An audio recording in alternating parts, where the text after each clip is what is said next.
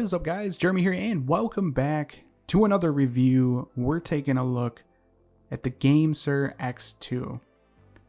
Now, this controller, to me, is incredibly awesome, and it does look like a Nintendo Switch when your iPhone is in it and you're playing games. I think that that's probably one of its selling points because of the way it looks. It looks really cool, but how does it perform? How does it feel? Is it a good controller? Is it worth its price point? I believe it's at $60, and I'm gonna let you guys know. So first off, the Gamesir X2 is just a really cool controller. It's a Bluetooth controller. It connects to iOS and Android. So if you have an iOS based phone, you can use it like the iPhone, or if you're running an Android phone, you can use it there as well. Now, a little bit of a disclaimer, I do not have an Android phone, so all of the testing I have done has been on iPhone. Just keep that in mind as you guys watch the review. Now, I also really quickly want to add that this is not going to be a versus video at all. I know people are probably going to want me to do the versus videos of this against the Backbone 1 controller, which I did do a review of a couple of months ago. So if you guys are curious about this controller, I will leave the link for it down in the description. And also, if you guys are looking for more of a console style controller that's Bluetooth enabled, be sure to check out the G4 Pro. I might mention this controller a couple of times in this video. I've done a review of this one as well. Again, link for those is down in the description. But anyways, taking a look at the controller, it does come with a hard carrying case. I like this feature. I really like that it comes with this case. It keeps it protected. You can throw this in your backpack and not even worry about it. Most other controllers don't come with one of these, at least none that I have. I've never gotten one. So I very much appreciate the hard case. And like I said, it is a hard case. You can't really squish it or anything like that. It's got a nice build quality. It's got very loud zippers as I unzip it. And then as you open it up, here you go. Here is the X2. And there's some cool stuff I want to talk about here. As you can see, when you put the controller in here, there is a strap that does keep it in place, so it's not going to move around. You get an accessories box, and then you also do get some optional thumbsticks, like thumbstick covers that you can use. I will talk more about these in a minute, but we're going to go through the accessories box here real quick just to get that out of the way. So comes with a few things in here. If I can get it all out. You get this weird like guitar pick looking thing. I don't even know what it is because I can't read Chinese, but it's probably something to do with the factory and the manufacturing of the controller. You do get a sticker. For those of you that are into sticker bombing things, you will get a sticker with this controller. So nice touch. I always think it's cool when they add stickers. And then you have this little booklet here, which I believe is like a kind of like a contact us, thank you for the purchase, little pamphlet. Dear customer, blah, blah, blah. So a little pamphlet there.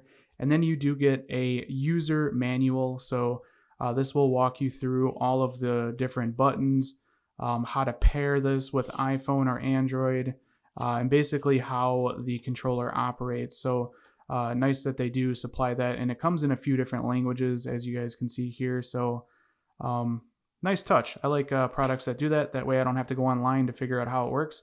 I can just look in the book. But like I said, this carrying case is pretty sweet. You have the little section at the bottom here for the controller itself. Doesn't really move around. You have a sleeved section at the top, so you can put your extra thumbsticks here. You could put AirPods. You could put the charging cable. If you wanted to track your X2, you could put an AirTag in there. I might do that. I don't know. But you do have this nice little sleeve where you can put whatever you can fit in there in the case as well. So you can have a bunch of stuff ready to go on the go. With this controller. Pretty cool. Now, I'm going to go ahead and get the controller out of here. It is a tight strap, so it does hold it very secure. So it can make it a little challenging getting it out, but here is the controller itself. Now, we're going to do a walk around of the controller. I'm going to show you all the different buttons and go from there. So, first off, like I said, this thing does look like a Nintendo Switch. As you guys can see with the thumbsticks, they do have colored thumbsticks. The right is kind of a baby blue, and then the left, it probably will look really red in video, but in person it's more of a salmon kind of red. It's kind of pinkish red, It's not like a true bright red. I don't know if you can tell a difference between it and my watch or not, but my watch band is like pure red, and this one's more of kind of a salmon red. But I do like the color combo with the gray and then the black buttons. I think it is a really nice looking controller overall. It is plastic in build. I'm sure you guys can hear that. It is plastic in build, but it does have a nice build quality. It doesn't really flex. It's very, very sturdy, and once you have your iPhone in the controller, it feels even more sturdy. There's not really much movement. I've never had my iPhone fall out of this since using it, and I have done a lot of gaming with this controller in the past few days. So no time where I actually had my phone fall out. I actually had the controller with my phone in it fall off onto the floor from my couch, and my iPhone never came out. So really cool, and the design looks really neat here. It's a very grippy material, so this is all rubber grip, and then on the edges you have this kind of nice lip edge, and it's all rubberized, and like I said, it does grip on to your iPhone or your phone, whatever you're using. Android, I would assume on Android it would be about the same. It just grabs onto it and does not let it go. As you can see, it's spring loaded, and it's a pretty strong spring. As you get out to the limit of its size, it does get very, very tight. So watch out when you're putting your iPhone into this, because if you accidentally let it go, it will pinch the crap out of your fingers. So watch out for that. And there's a certain way you can put your phone into this to avoid getting pinched by it. Like I said, watch out for that, because if you have a big iPhone, like this is the iPhone 12 Pro Max, this is a very large phone, and to get to the size you need, you really need to stretch it pretty far. And as you guys can see, that's how I like to put the controller in and out, is I hold the larger part, put the top of the phone into place, and then I pull the bottom out. But like I said, even when it comes to taking your phone out, just watch out, because if you accidentally let this go, it does snap shut, and it will get you, guys. Watch out. But anyways, talking about the rest of the controller here, it's got really, really nice analog sticks. There is a ton of motion with them, and I really like that. That's one thing, if I do a versus video, this controller is going to have the upper hand on, is the amount of movement the analogs give you. So this controller, I think, is pretty well suited for playing first-person shooters, because I feel that I can be decently accurate with these thumbsticks, and it's because of the range of motion that they do have. They have a large range of motion, which allows you to bump up your sensitivity and still be accurate. So that is a big bonus, and they feel amazing. They do have buttons as well, so you can click the thumbsticks, both sides. Very, very nice analog sticks. I give these analog sticks, honestly, 10 out of 10. They're some of the best on a mobile controller that I've ever felt. So 10 out of 10. They remind me just like the Xbox controller. They're at that level. They feel very high end. You have your normal X, Y, BA buttons here.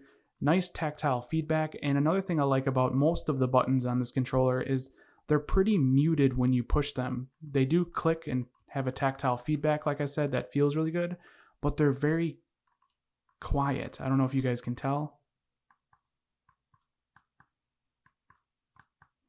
They're very quiet buttons, and all of them are like that.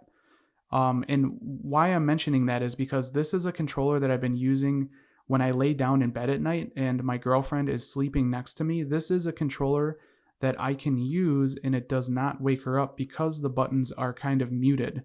Now, like I said, I don't want to do a versus video, but I'm going to go ahead and click the R1 button. And hopefully you guys can tell how that sounds. Now, if I use Gamesir's other controller, the G4 Pro, if I click the R1 on this controller, you can hear the difference.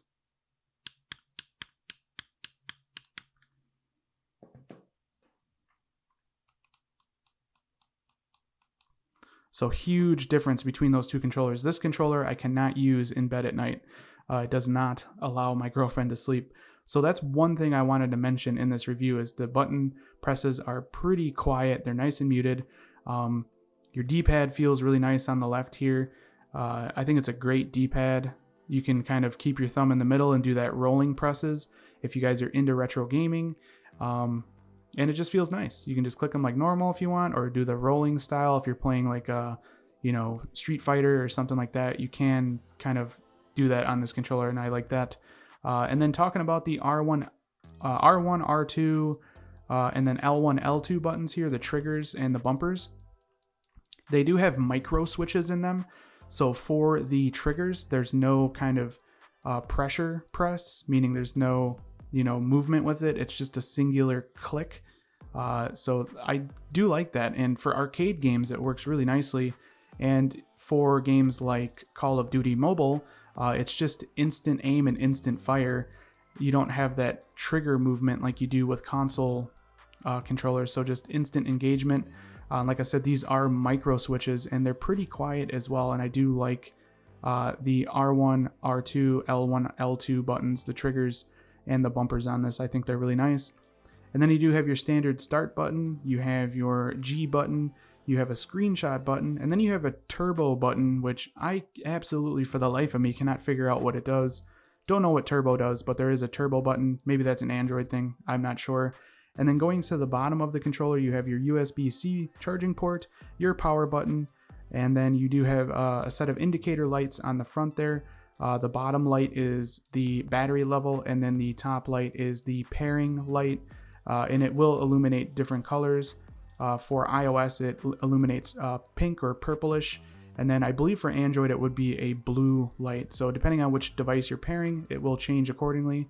And then going to the back here, you do have your Gamesir logo, and you do have these grips on the side, and it's kind of contoured to match the shape of your hands. So holding the controller is pretty comfortable. It's not as comfortable as using, you know, like a console style controller, but for being like a Nintendo Switch style, I think that the controller is very comfortable. And as you can see, the thickness is right on point where I'd like it to be. It's not too thin, and it's also not too bulky.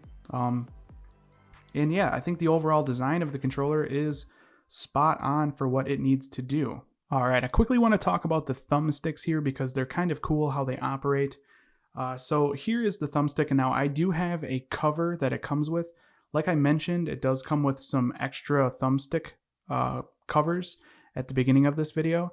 And there's two different styles. There's kind of a style that kind of dips in, and then there's a style that domes out, depending on what your preference is. It's very hard to tell the difference probably in video here, but on the blue thumbstick on my controller, I have the domed style. And then on the red one here, I do have the kind that dips in. So I have both different styles on the controller, and that's how I like to run it. And if we go ahead and take a look here, you can pop this cover off very easily. So that is what the thumbstick looks like without a cover on it. And as you can probably tell, there's a pretty substantial difference in its size when it does not have the cover on there. So if you guys like the little thumbstick heads, you can just leave the covers off. I personally really like these covers, and for how easy they are to pop on, it's a nice added feature by Gamesir, allowing you to customize the thumbsticks on this controller. Now to give you guys a quick size reference, there is the details, I believe, on the Amazon link that I have in the description if you guys are curious on how big of a phone this can fit. But like I showed you guys, the 12 Pro Max does fit in there pretty easily. So there's the 12 Pro Max in the controller. And as you guys can see with the 12 Pro Max, I actually have a case on it. It is the Apple silicone case, and it still fits the controller pretty nicely. With the big camera bump on the 12 Pro Max, there's a little bit of kind of an angle to it. So depending on what type of case you have, it might line up a little bit better. But that's what the 12 Pro Max looks like in this case. And then I do have an iPhone 10 here. So if you guys don't have the max size iPhones, this will give you a good reference of what it looks like with the smaller iPhone in it. As you can see, it fits no problem. And like I said, if you're not using a case, it does fit very nicely. Depending on what type of case you're using will change the fit of this controller. Like I said, I do have the Apple silicone case on this iPhone, and it fits no problem. And it's actually kind of nice as well, because since this is like the silicone rubbery kind of grippy style, it does grip with the controller very nicely. And I just like that. You can use it with a case, at least thin cases like this. You can use it without a case, and it's protected because you have this nice rubber there as well. And now to talk about gaming. So you guys know I'm into gaming, and I like to play all different types of games on my iPhone. I like to play, Apple Arcade controller supported games, also, just App Store controller supported games like Call of Duty and stuff like that. I also like using it for cloud gaming. You can use this for Xbox or PlayStation, or Google Stadia is what I use it for. So being able to play Google Stadia full level console games with this controller is a pleasure. And then I also like using it with applications like Delta that allow me to play retro games. So like Nintendo, Super Nintendo, Game Boy Advanced, Nintendo 64, games like that, you can use this controller as well. So basically it is MFI supported. So it supports any games that have MFI, which is a full range of apps and games on iOS. So I would assume it's going to be basically the same for Android. As long as the game supports a controller, it will work with it. And pairing it is super easy as well. To pair it, you basically just hold the power button on the bottom and the B button there, just hold those two together and it will go into pairing mode where the light is blinking, and then you just go into Bluetooth on your iPhone. I'll show you guys this real quick. I'll just turn it on. So there's the lights there. As you can see, I have the pink light and the green light. Pink is for pairing and green is for the battery. I already have this paired with my iPhone, but when you go into pairing mode, you literally just go into your iPhone, go to settings, go to Bluetooth, and you will find it there when you go to pair it. As you can see, Gamesir X2, super easy to pair and super easy to use. And now that it is hooked up, I can just go ahead and slap my iPhone in it and start gaming. One other thing I quickly wanted to mention is the battery. This does have a built-in battery. It's a 500 milliamp hour battery. Now, what's weird is on their website, I haven't found any statistics about this battery and how long it will last before you need to charge it. But luckily, I did do a ton of gaming, like I said, over the weekend, and I get usually about 6 to 8 hours off of a full charge with this controller. That's about average, I would say. I killed the battery, I think 3 times just for testing purposes. And I think it was usually right around 6 to 8 hours of gaming. And then I did have to do a recharge. The recharge is super quick. It's only 500 milliamp hours. So charging it up with USB-C on a fast charger does not take much time at all. So there's nothing holding you back from gaming. Quick charging, good battery, amazing product, cool controller, looks like a Switch controller. And yeah, I think that's basically it for this review, guys. So hopefully you found this review useful. If you did, definitely smash the thumbs up button. If you guys want to check out this controller for yourself for pricing and availability, I will put the link down in the description. So be sure to check there if you want to pick this up yourself. But anyways, this has been Jeremy, and I will catch you guys in the next one. Later.